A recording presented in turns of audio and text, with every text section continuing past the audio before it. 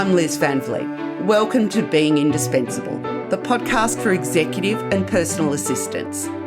If, like me, you want to become indispensable to your manager, then this is the place where you'll get the tips and techniques and industry insights that will help you achieve exactly that.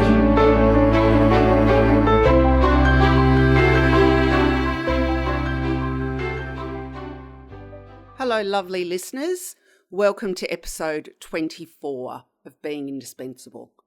I'm going to do a solo episode this week because although I have been very organised in getting interviews lined up so far in, what is now 2017, we're in February, I have an episode that I'm recording. When this episode goes live, I will probably have actually done my interview, which will be coming up for episode 25 next week. Can you sense that I'm a bit excited about getting to episode 25? I actually have re-recorded, as I've been recording this solo episode, I started by saying welcome to episode 25 because I was getting a bit ahead of myself. So one more episode to go. Next, I just sound like, now I've just gone into a ramble. Apologies for that. I don't know what's come over me. It must be the heat because it's very hot here. Anyway, back to the story. This is a solo episode. Next week is an interview.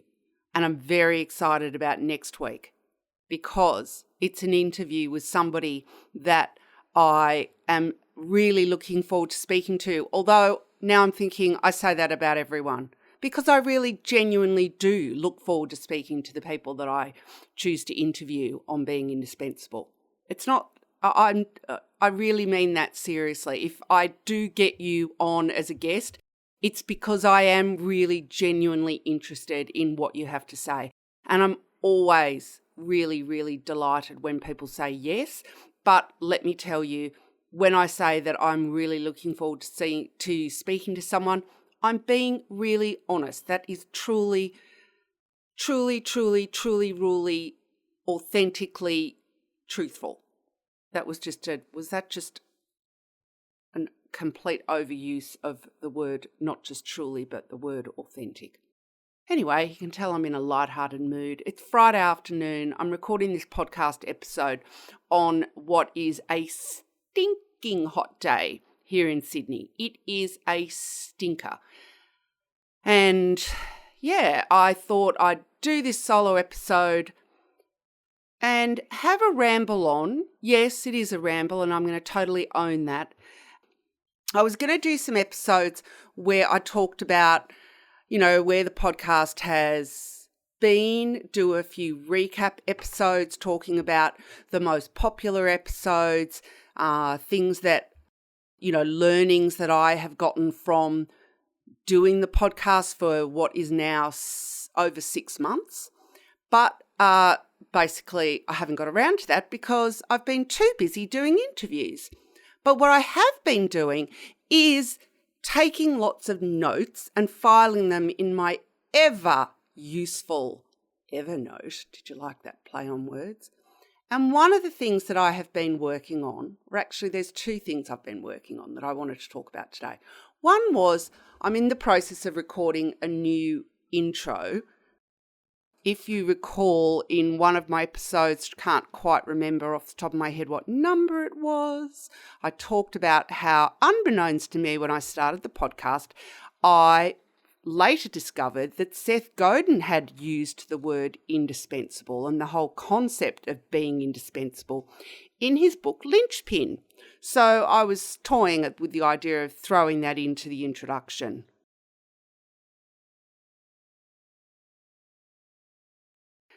Some people who don't know the podcast will hear the title, Being Indispensable, and immediately think, but hang on a minute, that's just unrealistic. You're always dispensable.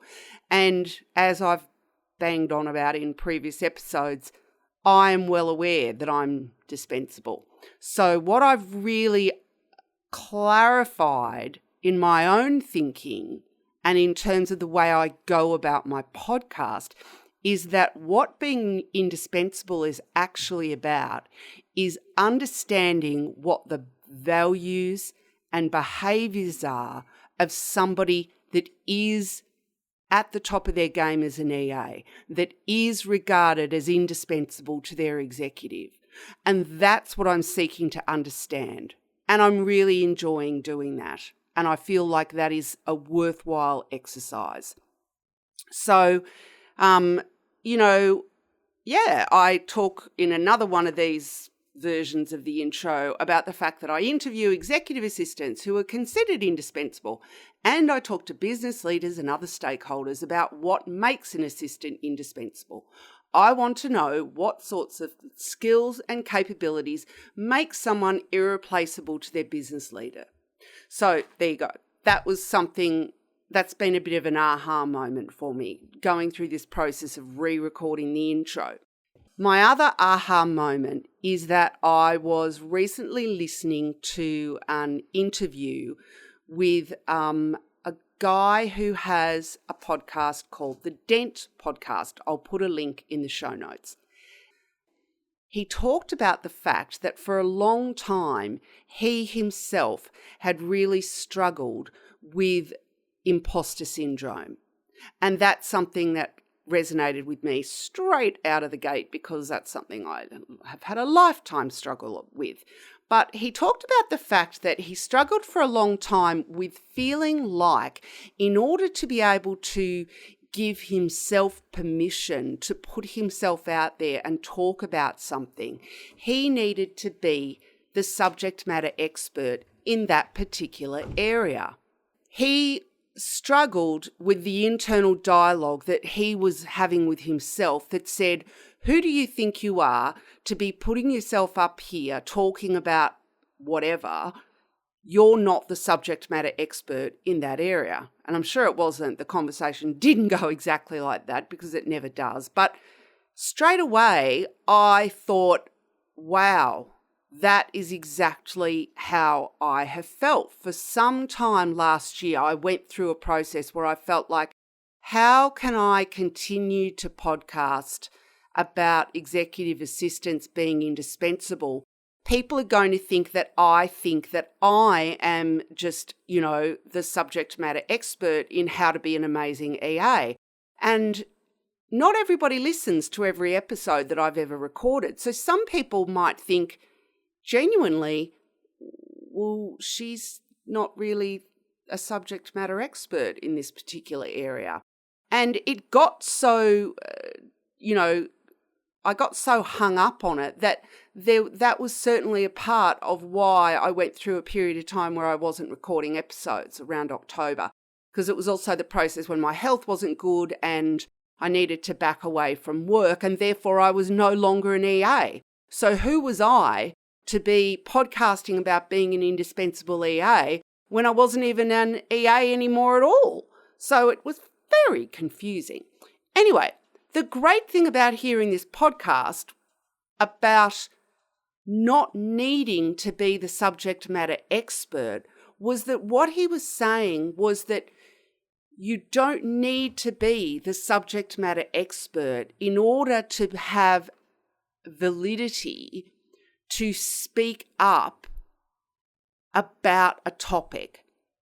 And that was a real light bulb moment for me, because what I have realised, and really I've gotten a lot of clarity on in this new year period, is that I do feel very passionately about the EA role, about how valuable the EA role is and how underappreciated the EA role is. And I also feel really passionately about helping EAs be able to have those skills and capabilities and demonstrate the values and demonstrate the behaviours that executives tell us they want in an indispensable assistant. So if that makes me somebody that wants to be a key person of influence in the EA space, then so be it. And I'm totally owning that. and I feel really excited about that. So there you have it. That was 2 of my breakthrough aha moments that have happened in the last couple of months.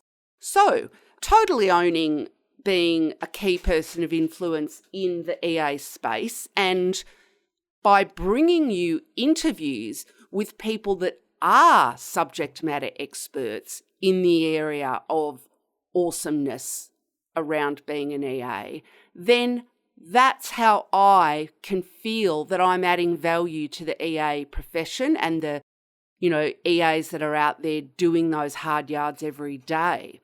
So, just want to leave you with one thing in terms of knowing what those skills, what those behaviours and what those values are that make an assistant indispensable.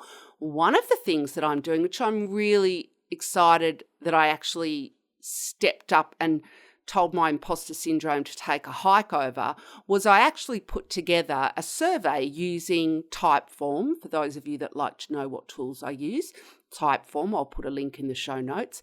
And I have been distributing my survey to through various channels to seek out executives, business leaders, even, entrepreneurs, anyone that has had the benefit of having an EA in their life and getting them to answer some questions so that I can really,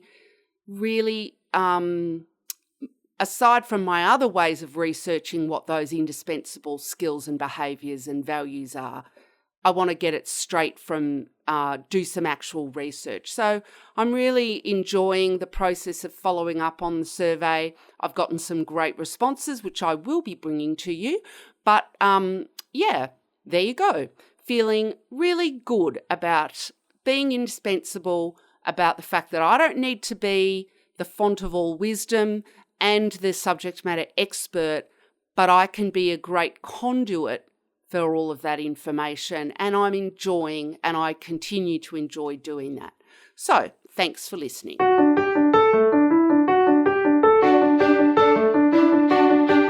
Thanks for listening to Being Indispensable. I hope you've enjoyed today's podcast. Why don't you subscribe so that you get episodes automatically?